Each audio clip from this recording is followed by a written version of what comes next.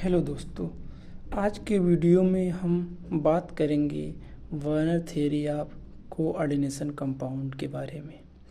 ये थियरी 1893 में Alfred Werner ने प्रपोज की थी और इस केमिस्ट की दुनिया में एक नया पर्सपेक्टिव दिया। वर्नर थियरी ने एक्सप्लेन किया कि कुछ कंपाउंड जिसे हम कोऑर्डिनेशन कंपाउंड कहते हैं, उनकी स्ट्रक्चर और बॉन्डिंग सिंपल आयनिक थियरी से नहीं समझी जा सकती है। उन्होंने सजेस्ट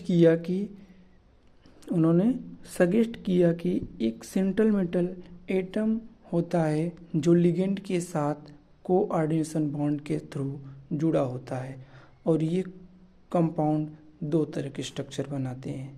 पहला प्राइमरी वैलेंसी, दूसरा secondary valency.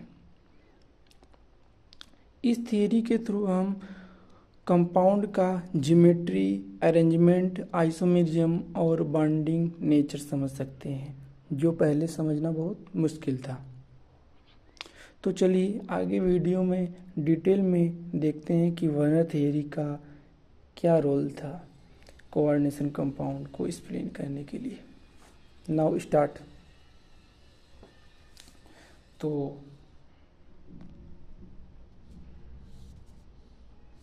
This theory proposed by Alfred Werner in 1893 and for this work he was awarded the Nobel Prize in Chemistry in 1930. Why Werner theory come in coordination compound? Werner theory coordination compound में क्यों enter किया? पहला, इसके पहले Werner theory chemist was confusion about the coordination compound. Coordination compound को लेके chemist confuse थे। क्या कन्फ्यूजन था? कन्फ्यूजन पहला ये था, why do this compound how different conductivity. दूसरा कन्फ्यूजन क्या था, why are some ion free in solution and some not. Third क्या था, why do the so isomerism means different from with some formula. Means formula तो same था but isomerism different क्यों show कर रहे थे। चलो, नीड फॉर वर्नर थियरी। तो Werner theory solve this confusion by giving a clear explanation. पहला क्या इसने दिया, first, two types valency in metal. Primary valency जो कि डिनोट करता है ऑक्सीडेशन नंबर। तो primary valency is ionizable and it is equal to the oxidation number of central metal atom. Means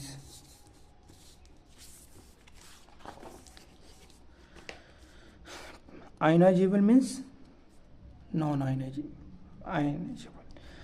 तो प्राइमरी वैलेंसी हमें डिनोट करता है oxidation number state. इस एग्जाम्पल हो गया CONH3 6Cl3। CO हमारा क्या हो गया, सेंट्रल मेटल एटम। H3 हमारा क्या हो गया, लिगेंड, जो कि सेंट्रल मेटल एटम से अटैच है, लिगेंड हो गया। नाउ प्राइमरी वैलेंसी क्या होता है, ये डिनोट करता है ऑक्सीडेशन नंबर कि सेंट्रल मेटल एटम, तो ऑक्सीडेशन नंबर निकाल लेंगे X प्लस NH3 का ये न्यूट्रल लिगेंड होता है, इसलिए उसका ऑक्सीडेशन नंबर 0 रखा जाएगा। 0 × 6 प्लस क्लोरीन हमारा -1 × 3 equal to 0। X 0 plus -3 equal to 0, X equal to +3। तो हमारा प्राइमरी वैलेंसी क्या हो गया,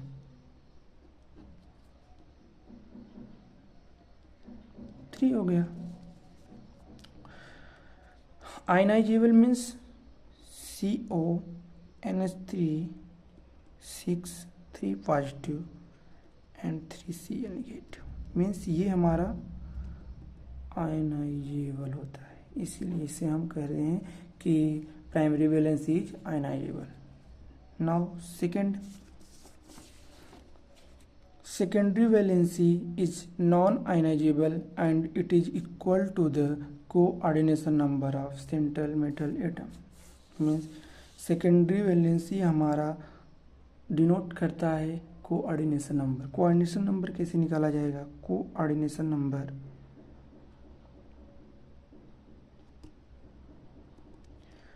number of ligand multiply denticity. मतलब लिगेंड का डेंटिसिटी क्या है?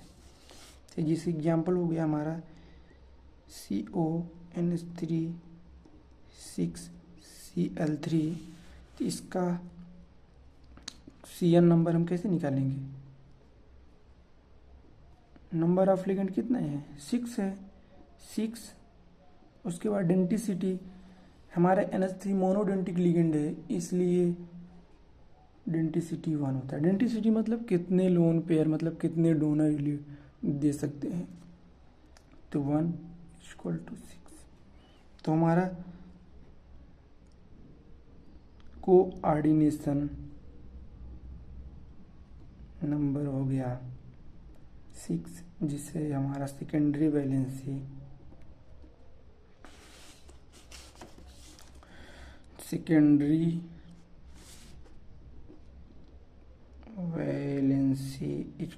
6.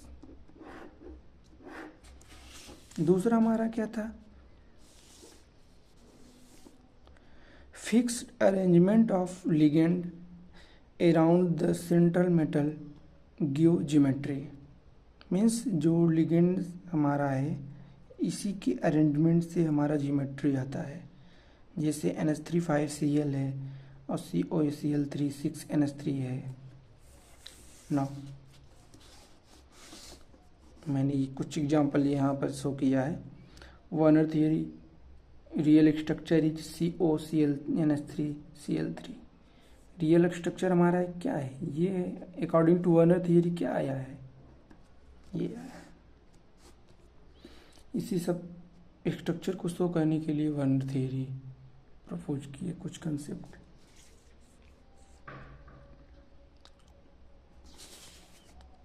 नोट्स हम आप लोग को दे रहे हैं अच्छे से.